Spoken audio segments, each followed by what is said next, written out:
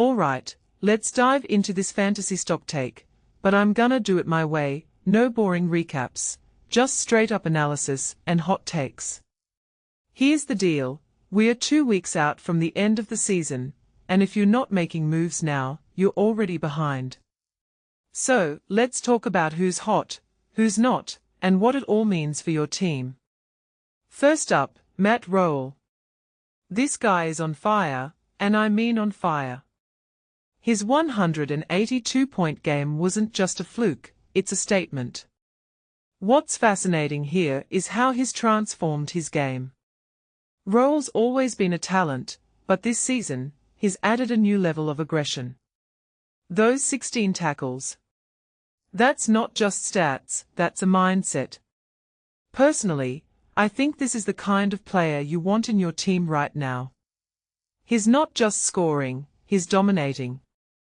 And with a BE of 35, he's a no-brainer buy. But here's the kicker, what if this is just the beginning? If Rowell keeps this up, he's not just a short-term pick, he's a cornerstone for next season. That's the kind of upside you're looking for. Now, let's talk Lachie Neale. The guy's a legend, but this season, he's been more hit or miss than a coin flip. His 147 against the Hawks was a reminder of why he's still relevant, but here's the thing, consistency matters more than ever in finals. Neale's got the fixtures, sure, but can you trust him? In my opinion, he's a high-risk, high-reward play. If you're chasing a grand final spot, he could be your hero. But if he drops a 70 next week, don't say I didn't warn you. Jace Burgoyne is another player who's caught my eye. His move into the midfield has been a game-changer. That 140-point game wasn't luck, it's the result of a player finding his role. What many people don't realize is that Burgoyne's ceiling is still untapped.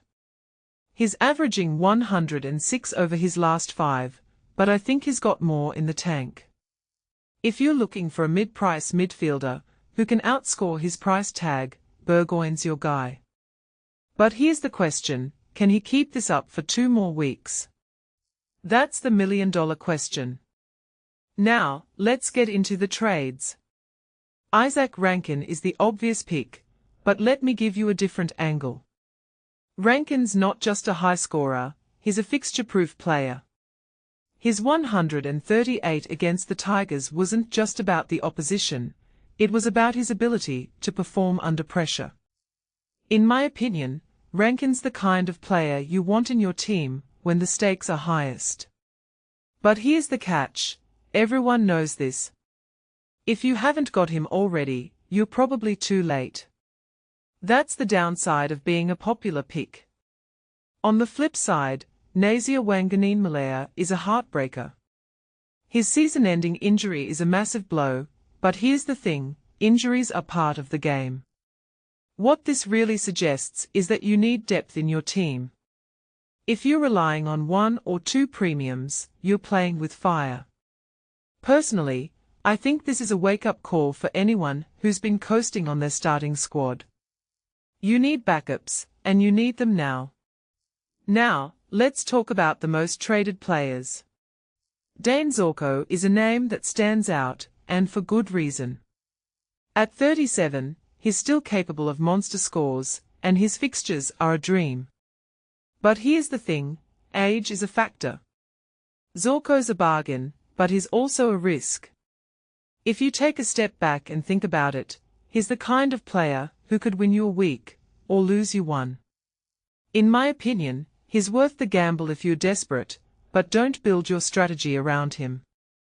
Finally, let's talk about Errol Goulden. This guy is in ridiculous form, and his fixture against Essendon is a layup. But what makes this really interesting is his consistency. A 3-game average of 125. That's not just form, that's reliability. If you're looking for a set-and-forget player, Goulden's your man. But here's the deeper question, is he too obvious? If everyone's got him, does he still give you an edge? That's something to think about. So, Here's my closing thought. Fantasy football isn't just about picking the best players, it's about making the smartest moves. Roll, Goulden, and Rankin are obvious picks, but it's the riskier plays, like Neil or Zorko, that could define your season. Personally, I think the next 2 weeks are going to be wild, and I can't wait to see how it all unfolds. What about you? Who are you buying, and who are you selling? Let me know in the comments. I'm all ears.